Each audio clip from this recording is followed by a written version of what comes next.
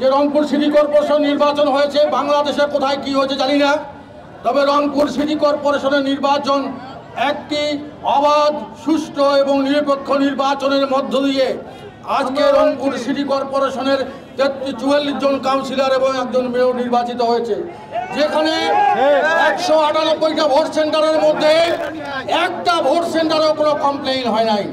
সেই নির্বাচনে নির্বাচিত জনপ্রতিনিধিরা স্বাভাবিকভাবেই এই 5 বছর এই পরিষদ চালার কথা, কিন্তু হঠাৎ করে আপনারা এই পরিষদকে বাতিল করলেন।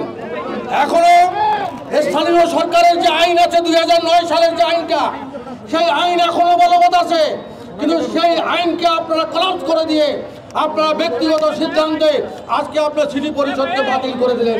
প্রিয় ভাইরা আমার, আমরা যদি ইতিহাস দেখি যে বাংলাদেশের জন্মলগ্ন থেকে অদ্যাবধি সরকার অনেক পরিবর্তন হয়েছে, অনেক সরকার গেছে, অনেক সরকার আসছে, কিন্তু কোনো সরকার এই স্থানীয় সরকার প্রতিষ্ঠানের মধ্যে হাত দেয় নাই।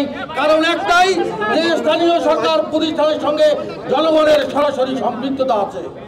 আজকে একই দেশে কয় আইন ভাই, আজকে একটা দেশে কয়টা আইন, কিভাবে দেশ চলছে? আজকে ঢাকা দক্ষিণের মেয়র আমাদের ইশরাক সাহেব, উনি মেয়র হোক, এটা আমরা স্বাগত জানাই। আজকে চিটাগাংয়ের মেয়র যারা ভোটে অংশগ্রহণ করে, ভোট বয়কট করেও তারা আজকে মেয়র হয়েছে, তাকে আমরা স্বাগত জানাই।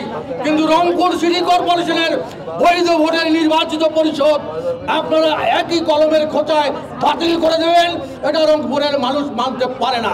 আবার বৈষম্যের শিকার আমরা এখন দেশ চলছে মব ভায়োলেন্স, মব করতে পারলেই জয়। ওই যে কথা আছে না, যে আইন খালি গাইনের উপরে এক নোক্তা, বুঝলেন না? আমাদের আইনের প্রতি আমরা শ্রদ্ধাশীল ছিলাম দীর্ঘ সময়। একটা মেয়রকে অপসারণ করা হলে, একটা কাউন্সিলরকে অপসারণ করা হলে 90 দিনের মধ্যে ওই শূন্য আসনে নির্বাচন হয়। আজকে 9 মাস অতিক্রান্ত হলো, কিন্তু কোনো পরিষদ কার্যকর হচ্ছে না। আজকে এই সিটি কর্পোরেশন এমন একটা দুর্নীতিবাজ সিটি কর্পোরেশন, আপনাদের বিভাগীয় কমিশনারকে দায়িত্ব দিয়েছে, সে টাকা ছাড়া কিচ্ছু বোঝে না। প্রত্যেকটা ফাইলে 1% টাকা আগে গুনে নেবে, তালিকা দিবে, তারপরে সই করবে। রক্ত চুষে এই ধরনের অথর্ব বিভাগীয় কমিশনারকে দায়িত্ব দিয়ে রংপুর সিটিবাসীর প্রতি একটা স্টিম রোলার চালানো হচ্ছে। আমরা প্রতিবাদ করছি অতি অনতিবিলম্বে এই যে কয়েকদিন পরিষদ আছে তার মধ্যে এই যে বিভাগীয় কমিশনারকে এখানকে অপসারণ করে যোগ্য মানুষকে আপাতত দায়িত্ব দিয়ে নাগরিক সুবিধা নিশ্চিত করার জন্য অনুরোধ করছি। প্রিয় ভাইরা আমার, আজকে প্রত্যেকটা জায়গায় টাকা, আজকে নানা অভিযোগ, আপনার হোল্ডিং ট্যাক্স লাগবে, এটা লাগবে, ওটা লাগবে। কারণ আমরা মেয়র ছিলাম না, আপনার হোল্ডিং ট্যাক্স, আপনার উৎস কর কালেকশন করবে ভ্যাট অফিস। আমাদের রংপুর সিটি কর্পোরেশনের কর্মচারী কর্মকর্তা দিয়ে আমরা আদায় করে ওদের ঘরে তুলে দেবো, এটা কোন কিসের আলামত? আমরা সেটা করি নাই। তার কারণ রংপুরের মানুষ আর ঢাকার মানুষের মধ্যে অনেক পার্থক্য আছে। রংপুরের মানুষের আয় আর ঢাকার মানুষের আয় আসমান জমিন তফাৎ। একটা পানের দোকান 600 টাকা দিয়ে ট্রেড লাইসেন্স করে, এখন তাকে উৎস কর দিতে হবে 2000 টাকা। কেন ভাই এই অত্যাচার? কেন এই অত্যাচার আমরা মানব না। আজকে রংপুর সিটি কর্পোরেশন একটা সাজানো বাগান ছিল, সেই বাগানটাকে এই কিছু গুড়ি কয়েক কর্মচারী কর্মকর্তা আজকে ধ্বংসের দ্বার প্রান্তে নিয়ে গেছে। আজকে মোস্তাফিজুর রহমান মোস্তফা যে ফাউন্ডেশন তৈরি করে গিয়েছিল, আজকে সেই গাড়ি সেই ঘোড়া দিয়ে আপনারা কোনোভাবে টাল বাহনা করে চালাচ্ছেন। আজকে 112 কোটি টাকা ব্যয়ে আজকে যন্ত্রপাতি, আজকে আমি নতুন যন্ত্রপাতি নিয়ে আসছি, সেই যন্ত্রপাতিগুলো শুধু মাসে 20 লিটার তেলের অভাবে আজকে 20 কোটি টাকা যন্ত্রপাতি আজকে ওখানে অকেজ হয়ে পড়ে আছে।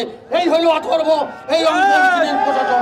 প্রিয় ভাই আমার, এই প্রশাসন যদি আরো থাকে কিছুদিন, তাহলে এই সিটি কর্পোরেশনের হয়তোবা ওই ইট আর পাথর থাকবে, কোনো কিছু থাকবে না। ভাইরা আমার, আমাদের রংপুরবাসীর কাছে আমার অনুরোধ, দল ও মত নির্বিশেষে সবাইকে নিয়ে ঐক্যবদ্ধ প্রচেষ্টার মাধ্যমে এই ধরনের স্বৈরাচারদেরকে বিচারিত করে জনগণের প্রতিনিধিত্ব এখানে তৈরি করতে হবে। ভাইরা আমার, আজকে আপনারা কথায় বলেন দিনের ভোট রাত্রে করছে, আপনারা আমির নির্বাচন করছে, কে করেছে?